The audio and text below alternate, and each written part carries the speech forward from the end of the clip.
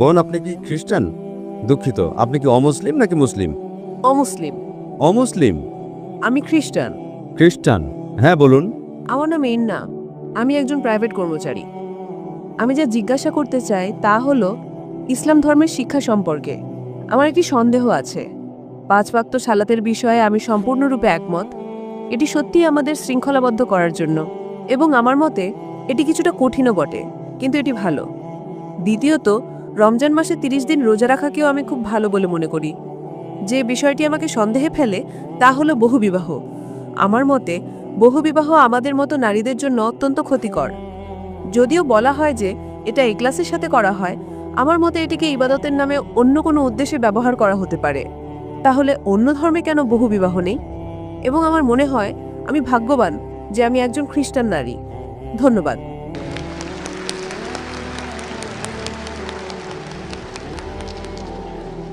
আমি যদি প্রশ্নটি সঠিকভাবে শুনে থাকি, তাহলে বোনের প্রশ্ন হলো, তিনি ইসলামের বহুবিবাহ প্রথার সাথে একমত নন। হ্যাঁ।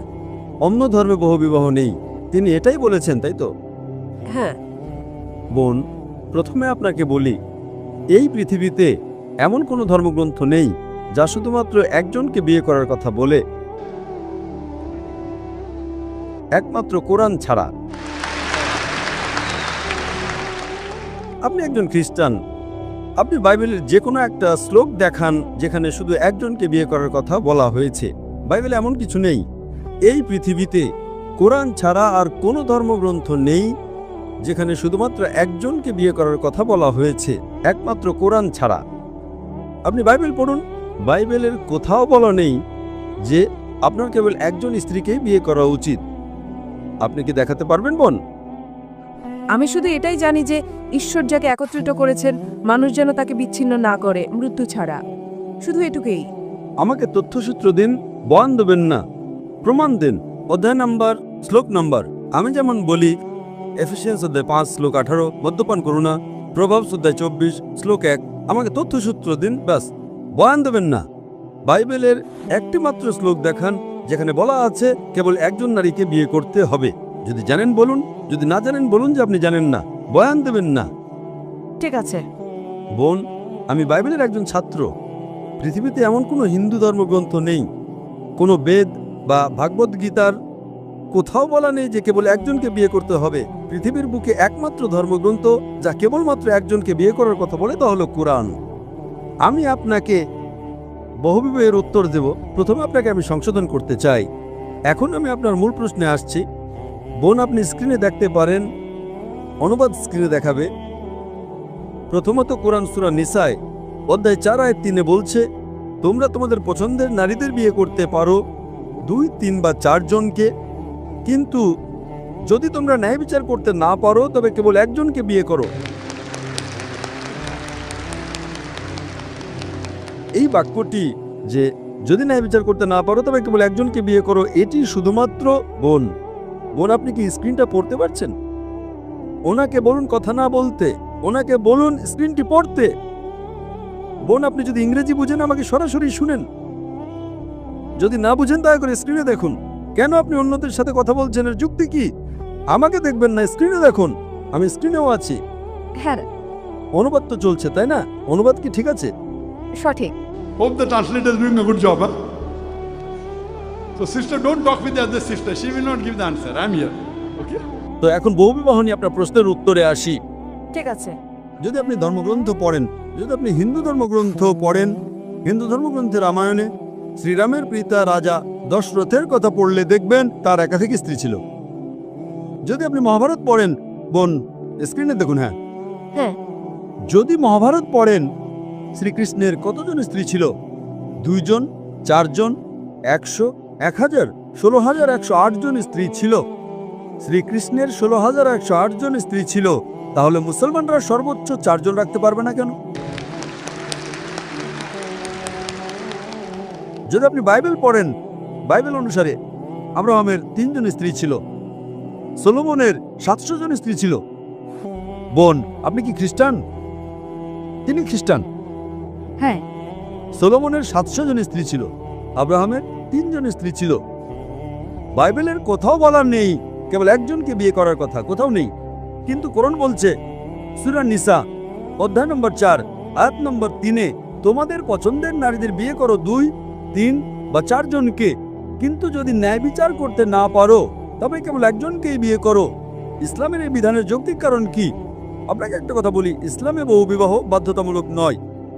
এটা বাধ্যতামূলক নয় যে আপনাকে একাধিক বিয়ে করতেই হবে, It is mubah, optional. বাধ্যতামূলক নয়। কিন্তু যদি আপনি একাধিক বিয়ে করেন এবং ন্যায় বিচার করতে না পারেন তবে আপনি সমস্যায় পড়বেন। ঠিক। তাই আপনি যদি একাধিক বিয়ে করতে পারেন, কিন্তু আপনাকে আপনার স্ত্রীদের মধ্যে ন্যায়পরায়ণ হতে হবে। কি কারণে ইসলাম কিছু পুরুষকে একাধিক স্ত্রী রাখার অনুমতি দিয়েছে? আজকের বিজ্ঞান আমাদের বলে যে প্রাকৃতিকভাবে পুরুষ এবং নারী প্রায় সমান অনুপাতে জন্মগ্রহণ করে, কিন্তু আজকের চিকিৎসা বিজ্ঞান আমাদের বলে যে শিশু পুরুষের চেয়ে শক্তিশালী, সে পুরুষের চেয়ে ভালোভাবে রোগের বিরুদ্ধে লড়তে পারে। এই কারণেই শৈশবে শিশুকন্যাদের তুলনায় পুরুষ শিশুদের মধ্যে মৃত্যুর হার বেশি। প্রথমে আপনাকে বলি যে আপনি পুরো পৃথিবী দেখছেন, আজ যদি আপনি বিশ্লেষণ করেন তবে দেখবেন শুধুমাত্র নিউ ইয়র্কেই পুরুষের চেয়ে 10 লক্ষেরও বেশি নারী রয়েছে। শুধুমাত্র মার্কিন যুক্তরাষ্ট্রে পুরুষের চেয়ে 40 লক্ষেরও বেশি নারী রয়েছে। শুধুমাত্র রাশিয়াতেই 1 কোটিরও বেশি নারী রয়েছে। তাই আল্লাহ সুবহানাহু ওয়া তাআলা জানেন যে সারা বিশ্বে পুরুষের চেয়ে কত লক্ষ নারী বেশি। তাই যদি আপনি আজ বিশ্লেষণ করেন, হ্যাঁ, এমনকি যদি আমি আপনার সঙ্গে একমত হই যে একজন পুরুষের একজন নারীকে বিয়ে করা উচিত, If one man should marry one woman, if I agree with you, তাহলেও নিউ ইয়র্কে 40 লক্ষের বেশি নারী থাকবে যারা পুরুষ সঙ্গী খুঁজে পাবে না। আপনি যদি আজ বিশ্লেষণ করেন, if you analyze today, চিকিৎসা বিজ্ঞানের দিক থেকে একজন শিশুকন্যা শিশুপুত্রের চেয়ে সুস্থ এবং সবল। জীবন চলার পথে যুদ্ধ, দুর্ঘটনা, মদ্যপানের কারণে যে মৃত্যুগুলো হয় তাতে নারীদের তুলনায় বেশি পুরুষ মারা যায়। ঠিক। তাই এর কারণে আজ ভারত বা অন্যান্য কিছু দেশে যেখানে নারী ভ্রূণ হত্যা এবং নারী শিশু হত্যা হয়, ভারতে নারীর সংখ্যা পুরুষের চেয়ে কম। কেন? কারণ রিপোর্ট অনুযায়ী প্রতি বছর 10 লক্ষেরও বেশি ভ্রূণকে গর্ভপাত করানো হয় যখন জানা যায় যে তারা নারী। তামিলনাড়ু সরকারি হসপিটালের রিপোর্ট অনুযায়ী প্রতি 10 জন জীবন্ত জন্মগ্রহণকারী শিশুকন্যার মধ্যে 4 জনকে হত্যা করা হয়। এর কারণে ভারত এবং অন্যান্য কিছু দেশে নারী জনসংখ্যা কম। কিন্তু যদি আমরা এই শিশুকন্যা হত্যা, এই ভ্রূণ হত্যা বন্ধ করি, তাহলে ভারতেও নারী জনসংখ্যা পুরুষ জনসংখ্যার চেয়ে বেশি হয়ে যাবে। তাই ভারতে এবং অন্যান্য কিছু দেশে বিশ্বের এই মন্দ প্রথার কারণে নারী জনসংখ্যা কম। কিন্তু যদি আপনি নারীদেরকে স্পর্শ না করেন বা হত্যা না করেন, তাহলে ইন্ডিয়ায় পুরুষ জনসংখ্যা নারী জনসংখ্যার চেয়ে কম হয়ে যাবে। তাই আমি আপনাকে প্রশ্ন করছি বোন, হ্যাঁ, যদি আমি আপনার সাথে একমত হই যে প্রত্যেক নারীর কেবল একজন পুরুষকে বিয়ে করা উচিত, শুধুমাত্র নিউ ইয়র্কে 10 লক্ষেরও বেশি নারী থাকবে, শুধুমাত্র আমেরিকা যুক্তরাষ্ট্রে 40 লক্ষেরও বেশি নারী থাকবে, শুধুমাত্র রাশিয়াতেই 1 কোটিরও বেশি নারী থাকবে। যদি একজন পুরুষ একজন নারীকে বিয়ে করে, তাহলে রাশিয়ার এই অতিরিক্ত 1 কোটি নারীর কি হবে? আমেরিকা যুক্তরাষ্ট্রের অতিরিক্ত 40 লক্ষ নারীর কি হবে? তাদের জন্য কি বিকল্প আছে? 2টো বিকল্প। তারা হয়তো এমন একজন পুরুষকে বিয়ে করবে যার ইতিমধ্যে একজন স্ত্রী আছে, অথবা তারা গণসম্পত্তি হয়ে যাবে। গণসম্পত্তি কত কঠিন একটি শব্দ! এটাই সবচেয়ে মার্জিত শব্দ যা আমি ব্যবহার করতে পারি বোন। তাই তার জন্য একমাত্র বিকল্প হলো সে হয়তো এমন একজন পুরুষকে বিয়ে করবে যার ইতিমধ্যে একজন স্ত্রী আছে, অথবা সে গণসম্পত্তি হয়ে যাবে। আমেরিকায় গণসম্পত্তি একটা সাধারণ ব্যাপার, খুবই সাধারণ। গড়ে একজন আমেরিকান পুরুষ একজন নারীকে বিয়ে করার আগে 8 জন ভিন্ন নারীর সাথে যৌন সম্পর্ক স্থাপন করে। সে বিয়ে করার পরে কতজনের সাথে সই তার কোনো পরিসংখ্যান নেই। তাই আমেরিকায় প্রেমিকা থাকাটা সাধারণ ব্যাপার। 2 জন, 5 জন, 10 জন, 20 জন, 30 জন, একাধিক আইনগত স্ত্রী রাখাটা গ্রহণযোগ্য নয়। কেন? এটা তাদের হজম হয় না। আমি জানি যে কোনো নারী তার স্বামীকে ভাগ করে নিতে চাইবে না, আমি এর সাথে একমত। কিন্তু যে কোনো ইসলামিক নারী যে উপলব্ধি করে যে তার আরেকজন বোন স্বামী খুঁজে পাচ্ছে না, সে তার বোনকে রক্ষা করার জন্য নিজের স্বামীকে ভাগ করে নিতে আপত্তি করবে না। তাই ইসলামে নারীদের রক্ষা করার জন্য কিছু পুরুষকে একাধিক স্ত্রী রাখার অনুমতি দেওয়া হয়েছে, অন্যথায় নারীরা শালীনভাবে জীবনযাপন করতে পারবে না। দেখেন, আজ ওয়েস্টার্ন কালচার যা নারীর অধিকার এবং নারী স্বাধীনতার কথা বলে, সেটা আসলে তার ভরণ পোষণ, তার ইজ্জতের অবমাননা এবং তার আত্মার অবক্ষয়ের একটি ছদ্মবেশ ছড়া আর কিছুই না। শিল্প এবং সংস্কৃতির নামে তারা কি করছে? তারা আমাদের মায়েদের বিক্রি করছে, আমাদের কন্যাদের বিক্রি করছে।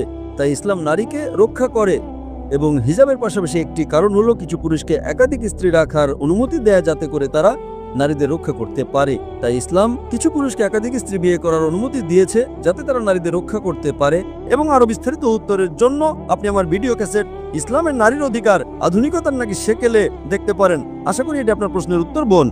আপনাকে অনেক ধন্যবাদ। শুভ সন্ধ্যা ডক্টর জাকির।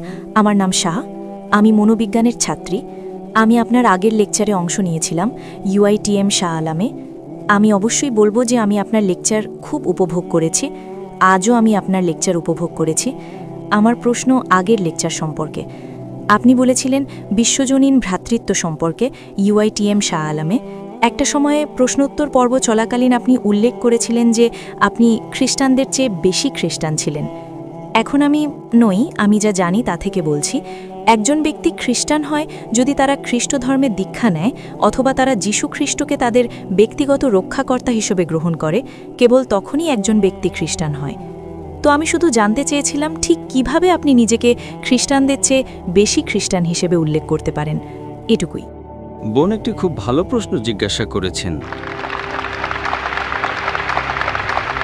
তিনি একটি খুব ভালো প্রশ্ন জিজ্ঞাসা করেছেন। তিনি শাহ আলমে আমার কথা শুনেছেন এবং এখানেও তিনি একটি প্রশ্ন জিজ্ঞাসা করেছেন যে আমি বলেছিলাম যে আমি খ্রিস্টানদের চেয়ে বেশি খ্রিস্টান।